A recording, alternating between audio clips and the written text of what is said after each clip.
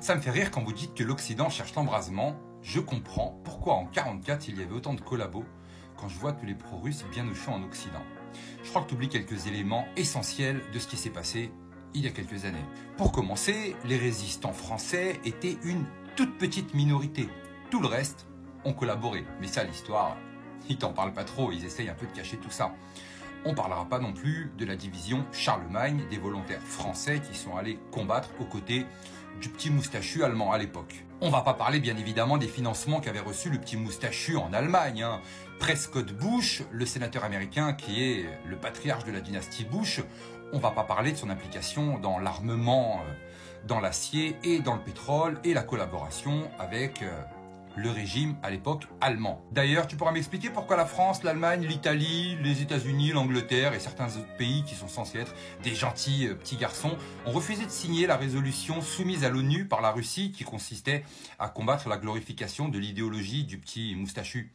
C'est bizarre ça quand même, non ? Et d'ailleurs, tu pourras m'expliquer pourquoi Justin Trudeau explique qu'il refuse de donner la liste des 900 personnes qui étaient issues du régime du petit moustachu qui ont trouvé refuge au Canada parce qu'il explique que ça mettrait beaucoup de personnes en embarras. Tiens, y a pas un problème quelque part? Tu te poses pas de questions? Mais bon, on nous explique que les Américains sont venus en tant que sauveurs à l'époque pour venir nous libérer. Moi j'ai plutôt l'impression que c'est parce que le rouleau compresseur russe, qui avait perdu quand même 27 millions de personnes, commençait à marcher sur Berlin. Et là, il fallait arriver comme des héros. Les Américains devaient venir comme des héros. Bien évidemment, l'objectif a toujours été d'affaiblir la Russie, comme ce qui est en train de se passer actuellement avec l'Ukraine. Que ce soit de Napoléon à Adolphe.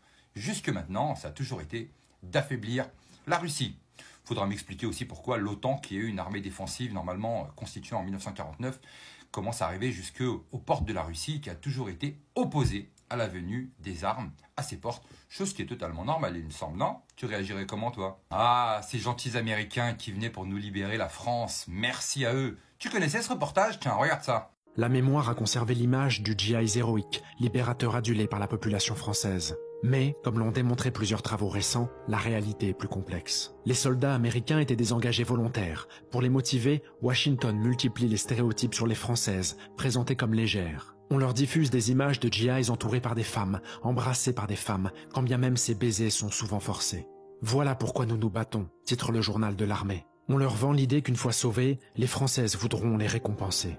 Dès septembre 1944, malgré le silence de nombreuses victimes qu'on pointe du doigt quand elles parlent, des centaines de Normandes portent plainte pour viol contre des soldats américains.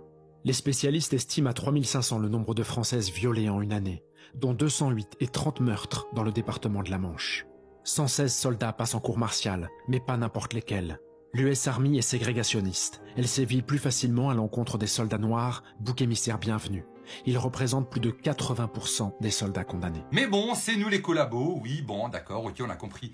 Moi, j'ai plutôt l'impression que cette idéologie du troisième empire du moustachu n'est pas réellement tombée et qu'en fait, il a juste muté et changé de drapeau.